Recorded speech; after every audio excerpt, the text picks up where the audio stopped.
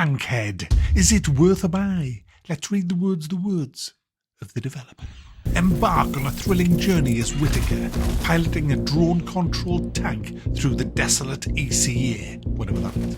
Battle fierce enemies, scavenge valuable parts, and fight to survive in this fast-paced sci-fi world as you strive to reach the mysterious high point. Before we get into the game, let's have a look at the graphical options that you can twiddle and tweak to get the best out of your rig. I'm running this on a 2080 i9 with 32 gig of RAM. I ran it in 1080p with VSync locked for 60 frames a second. I ran it on Epic with DLSS. You can see the settings here.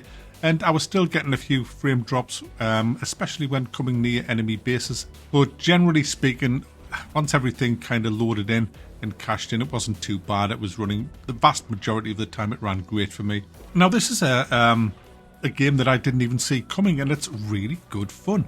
I've had a blast playing it. I've only played it for like an hour because I'm so busy, which is why there hasn't been many videos.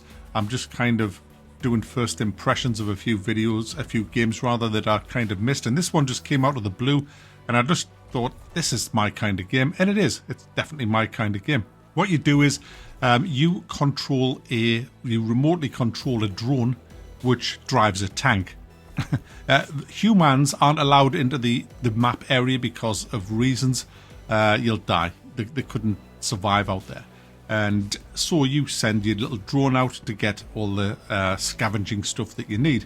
Now, essentially, in a nutshell, you control a tank that gets a good pasting in lots and lots of battles that you'll have. And what you do is you salvage bits of gear off the downed tanks that you've destroyed and stick them on yours. Now, your chassis remains the same, but you can swap out the wheels, you can swap out the front and the side armors, you can swap out the weapons, the main weapon, you can swap out the special weapon and the secondary weapon. You can put ammo crates on as well and repair it, and you do all of this with your drone. So you'll be given a mission, you then go and kit out your tank with whatever money you have. Obviously at the beginning you'll just be given the free weapon, you'll have no money to buy anything at all. You're dropped in on the map, and then you go wherever you want. It's an open world map. It's not a massive map, but it's reasonably sized. You'll see your objectives appearing on the compass, and also some non-objectives that are enemy bases that you can raid and get some free kit. Now the big problem I had was F is hard locked. Now F is strafe left on my settings, the way I have it, and so I was gimped straight away onto WASD, which I hate because it's a shit key combination. It wastes half the keyboard, and you're very limited to how many keys you can bind. So yeah, I was screwed straight away on the key settings, but I coped. So off you go around the map, heading for an objective, and sooner or later you'll run into some enemies. There's these drones that charge at you and just do shit tons of damage to you, which you've got to really take out before they lock on. They're the first people I generally take out when I remember. And then you'll have one or two, sometimes three tanks that'll come at you. Ideally, keep your best armoured side towards them. Keep moving and try and concentrate your fire on one side so you'll get maximum salvage out of them. Sometimes you just can't do that depending on the terrain and how much you panic.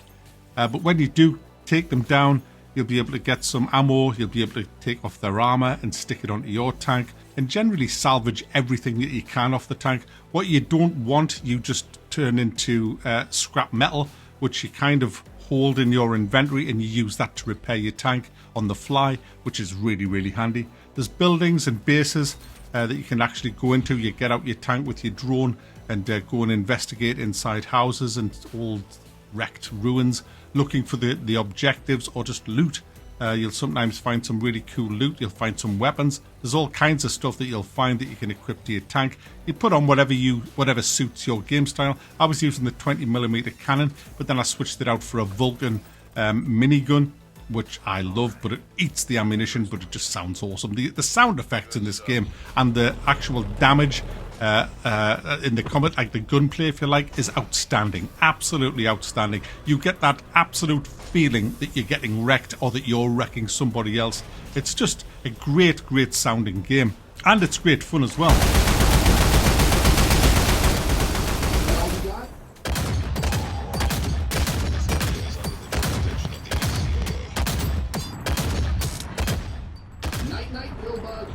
It took me a bit of getting used to. I died a few times So I kind of suck at it.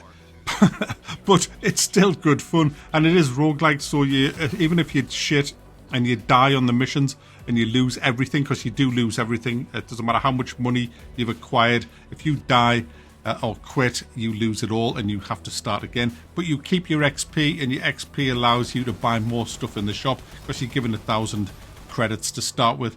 So yeah, it does help, and you also get perk points that you can put in as well to make your tank a bit stronger. So even if you die a lot, which you probably won't, I mean, it's once you get a few things on your tank, it's not too bad.